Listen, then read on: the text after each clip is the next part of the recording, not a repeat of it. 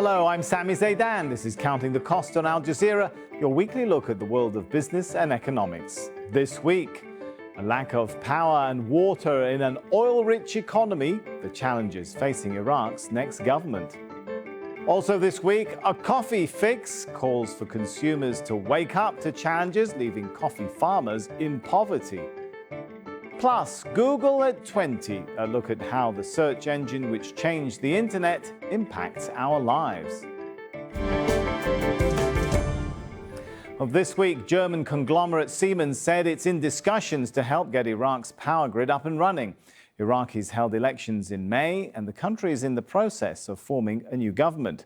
So the timing is interesting. Since the defeat of ISIL last year, there have been widespread protests about a breakdown in public services.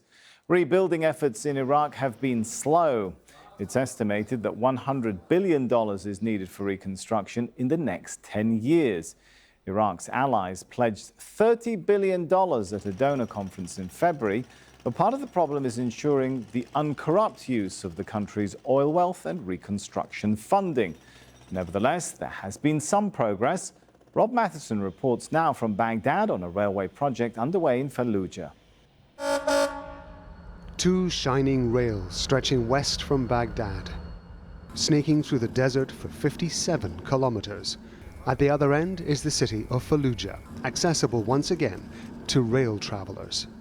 Fallujah of today is not like Fallujah in the past. The railroad is a sign of life getting back to normal after getting rid of ISIL.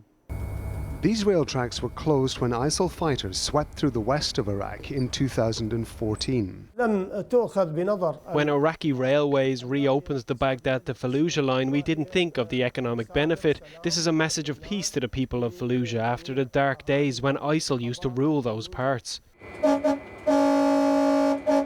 After the defeat of ISIL, there have been roads that have been opened between Baghdad and Fallujah, but they're peppered with security checks. And that journey can take anything up to several hours. But this train doesn't stop for checkpoints. The journey between Baghdad and Fallujah takes just 55 minutes by railway. And the high cost of fuel means traveling by road is more expensive. Basic train tickets for a one-way journey cost just under $2. Going by the train is much easier. We avoid traffic jams, many checkpoints across the highway, or even deadly car accidents. It's also much cheaper than road transport. When the train arrives in Fallujah, 57 kilometers may not seem far. But this reopened track is a milestone for Iraq's railways. Well, joining me now from London is Shwan Zulal. Shwan is a fellow at King's College and a managing director of Carducci Consulting. Good to have you with us. So from the protests in the south, it looks like a pretty urgent situation. How urgent is the electricity crisis from an economic perspective, though? Thank you. Well, the electricity crisis in Iraq is not one issue that can be resolved overnight. There's a compounding spontaneous issues with the electricity sector. For example, if you look at the the power generation and demand, they're completely at odds with each other, especially at peak time. If you look at the in the heat of summer, for example, in the month of July, there's almost 50% shortage in electricity generation to meet peak demand. Why is there such, why are they at such odds with each other? Why is the electricity grid in such a bad shape to start off with in such an oil-rich country? Well, as I say, there's plenty of issues. I mean, one of the main issues for me is the fact that the business model for electricity sector in Iraq doesn't work. It doesn't work, for example, it's all government owned, that there's no enough investment coming into the sector. And secondly, the government who sort of manages the electricity sector doesn't really collect enough from the consumers. When you say, not enough money is coming in, officially $40 billion has been allocated to the power sector over the last, 15 years? Where did that money go? Well, if we look at Iraq, generally, the corruption is sort of eating the country alive. For example, if you look at Basra is a very good example. You mentioned the protest. Not only electricity, even water hasn't been managed to be provided, although despite billions of dollars has been spent on the sector to try to revamp it. But because of the way the bureaucracy works and the multi-layer corruption, you have this monopoly from the private, local, small power generator, very polluting, very noisy in a neighborhood, which charge extortionate amounts of money. Given what you said then, can the solution be, it's been suggested building more Siemens power stations, for example, which can convert or rely on the conversion of flare gas? If the problem is corruption, if the problem is much deeper than simply not enough supply of electricity, it's waste, corruption, etc., extortion, racketeering, that doesn't sound like something you can solve with more flare conversion gas stations. Definitely not. I think the recent news about Siemens sort of bringing 300,000, bringing electricity to 300,000 Iraqis, it's a very welcome news. The problem is, as you mentioned, you can increase power generation, but the demand increase because the consumer doesn't take responsibility at the same time. If you're not paying your bills, you wouldn't be keeping tab on how much electricity you use. So the more you increase generation, the consumption grows up, and given the Iraqi population is growing at a fast rate, this catch-up game just never works. I was at an Iraqi reconstruction conference in Kuwait last year where around $30 billion was committed to help Iraq, particularly with its infrastructural problems. Is any of that money actually materializing? Not really, no. I think, and that's a testament to itself. The investors, the international community are willing to help. Investors are willing to invest because Iraq, as you mentioned, there is a huge wealth, oil wealth is coming through, especially now with high oil prices. However, when investors go to Iraq and look at the regulatory environment, look at the way how sluggish the bureaucracy is, most investors at the end give up. I mean, for example, there are good ideas, there are good projects. For example, there's solar, which is, could resolve a lot of the issues, especially in the south. There's plenty of sun in Iraq. There's no shortage of it. And the peak demand usually in Iraq is summer month, during the afternoon where the sun is blazing. So air conditioning can easily be, the sun can easily be converted to power air conditioning in Iraq. Let's thank very much Shuan Zalal. Thank you for your comments on this. Thank you. US President Donald Trump's second round of Iran sanctions targeting oil exports are due to kick in November. And the EU has come up with an idea, a special purpose vehicle, a legal payments tool to help companies continue trading and buying oil from Iran. Russia and China also want in, but it's unclear how it'll work. Shihab Ratansi has more from Washington, D.C. The EU is reported to have been discussing what it calls a special purpose vehicle for several weeks. The EU foreign policy chief said it would be going ahead. EU member states will set up a legal entity to facilitate legitimate financial transactions with Iran, and this will allow European companies to continue to trade with Iran in accordance with European Union law and could be open to other partners in the world. The plans discussed in the past have involved an entity being set up to act as a go-between or clearinghouse between Iran and other nations to facilitate commercial transactions. For example, if a country or company wants to buy Iranian oil, it would send money to or perhaps engage in a barter system involving this entity, which will handle the transaction with Iran.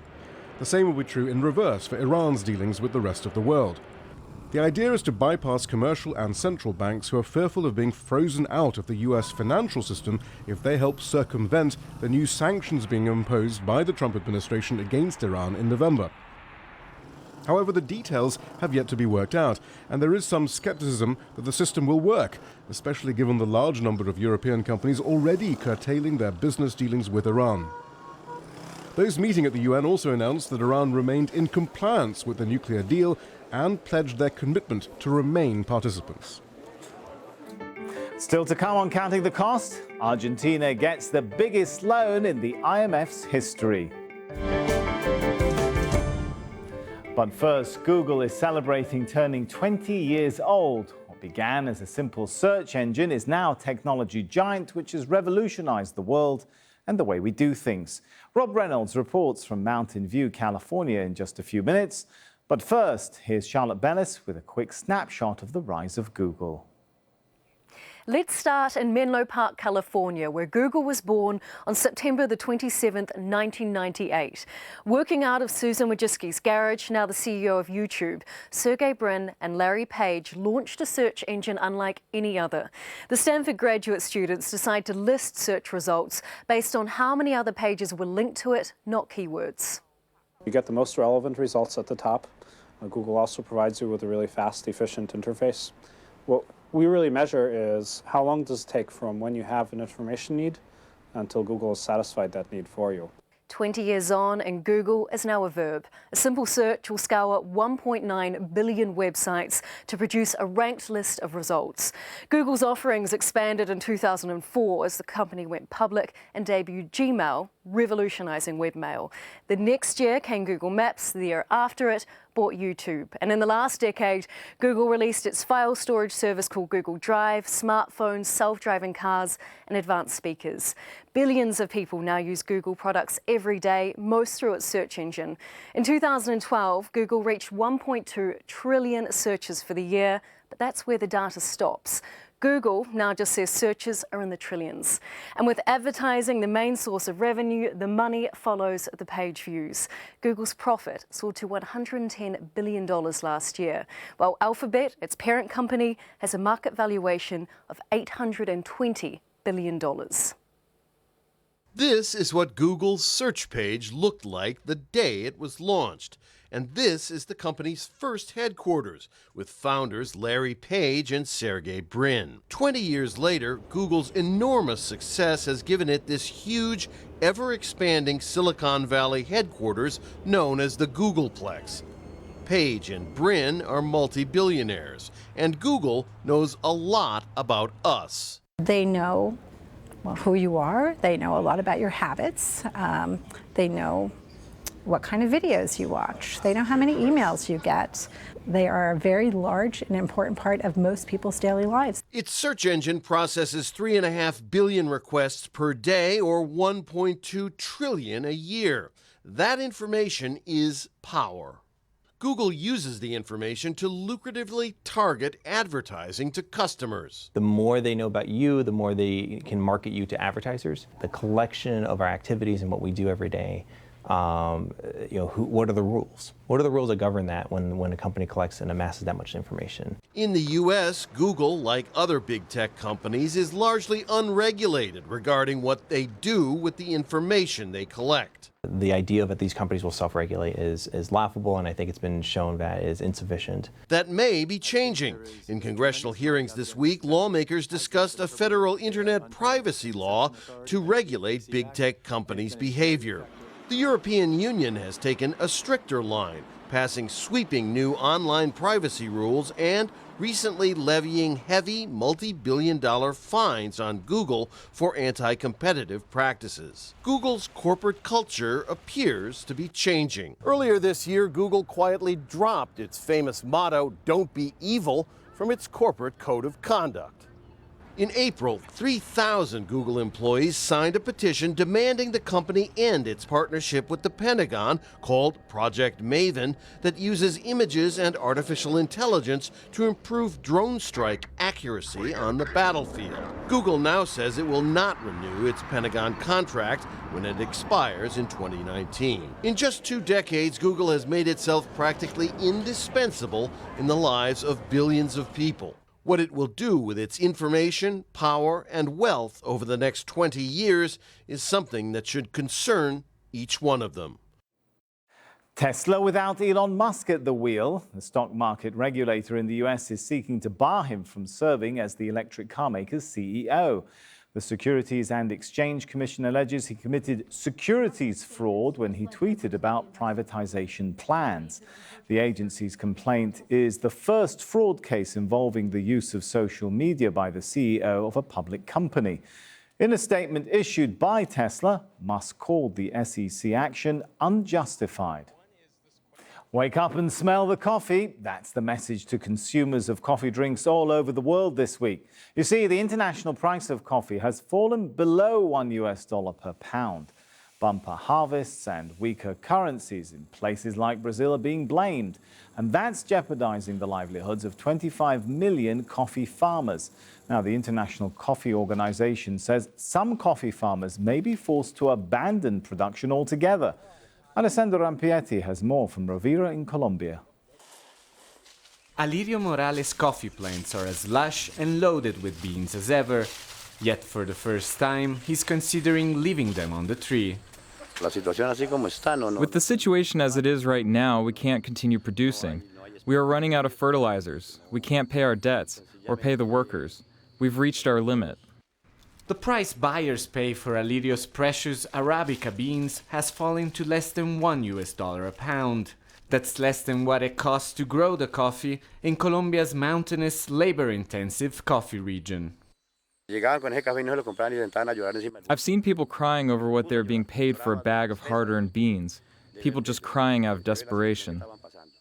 Current prices mean that farmers make less than 1 cent of a US dollar for each cup of coffee sold across the world. Farmers here in Colombia are wondering for just how long they'll be able to work at these prices.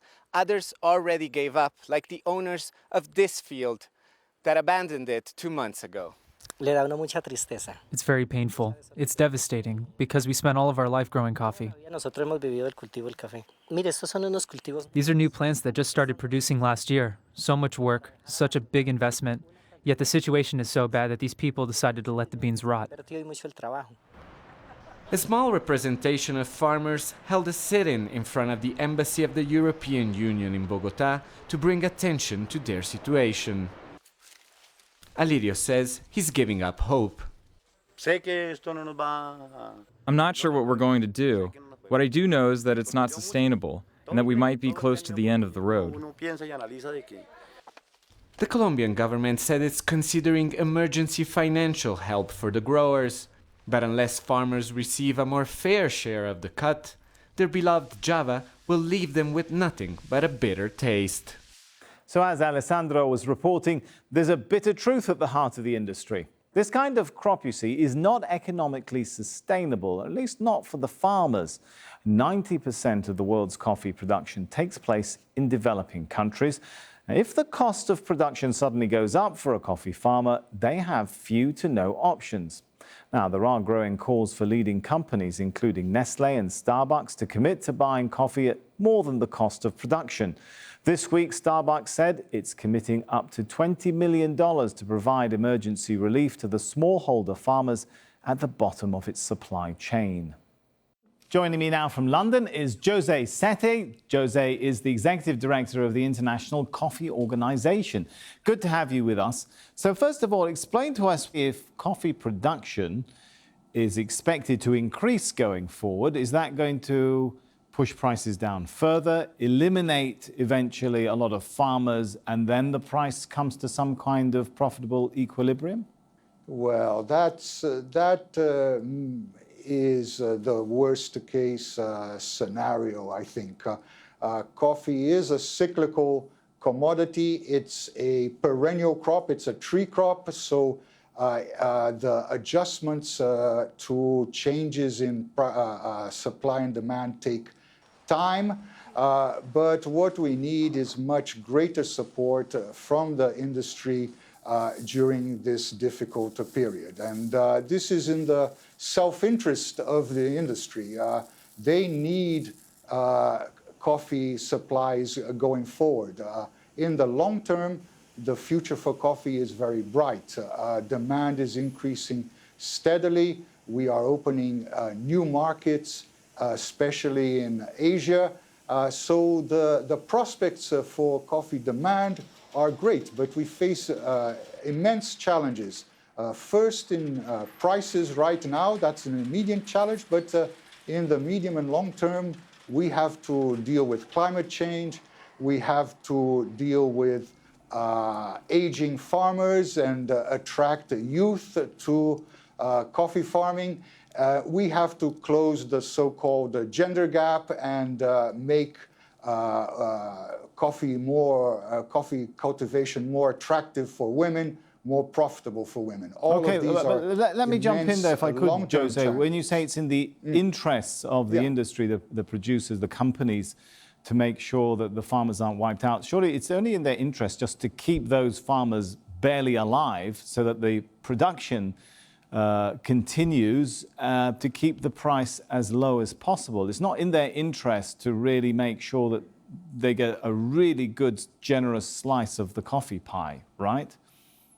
Well, look, the amount that goes to of the total revenues of the industry that goes to farmers is very small. Well, it is. So my question is, what's difficult. the solution? If it's not a cartel, then regulation? I mean, what can you do? The livelihoods of 25 million people could be at stake. So how do you help them without distorting market forces? Like I said, I think we have to raise awareness in the industry about their shared responsibility so that they can invest more in the sustainability of coffee farming. Let me just give you a couple of figures. We estimate that the total revenues from coffee all over the world per year are around more than $200 billion a year. Now, of that, maybe 16 billion, around 8%, reaches the farmer.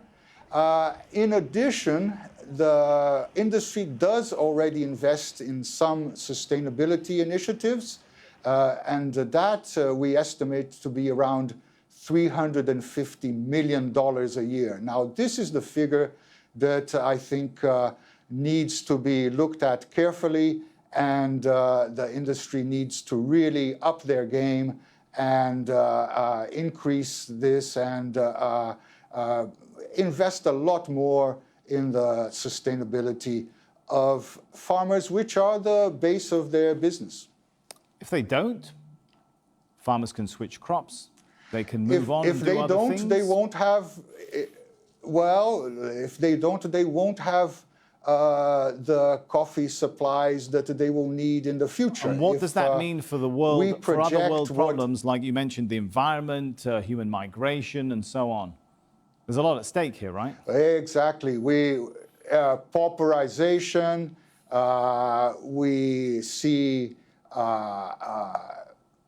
unauthorized migration, both from Central America to the US, but also from Africa to Europe. So this is likely to put more pressure on the existing tendencies that are already out there. So as I said before, it's in the self-interest of the roasting industry to invest more in the health, in the sustainability of the farmers. Thanks so much, Jose. You've given us a lot of ideas to distill over a cup of coffee. Thanks. Thank you, and keep drinking coffee. And finally, a bigger and faster bailout. Argentina has secured the biggest ever loan in the history of the International Monetary Fund. Argentina is battling a budget deficit, an economic crisis, and a collapsing currency. So this week, the IMF increased the previous bailout package to $57 billion. Christine Lagarde, managing director of the IMF, says the $7 billion boost is all about restoring investor confidence. The fund remains fully committed to helping Argentina tackle the challenges that it faces. It is the largest ever program that the IMF is putting together. We stand by Argentina and we have confidence in the efforts that they want to deploy. The big change is in two numbers. 19 billion US dollars additional for 2019. And that's our show for this week. But remember, you can get in touch with us via Twitter. Use the hashtag AJCTC when you do. Or drop us an email. countingthecost@aljazeera.net is our address. There's more for you online at aljazeera.com/CTC. That'll take you straight to our page, which has individual reports, links, and entire episodes for you to catch up on. That's it for this edition of Counting the Cost. I'm Sami Zaidan from the whole team. Thanks for joining us. The news on Al Jazeera is next.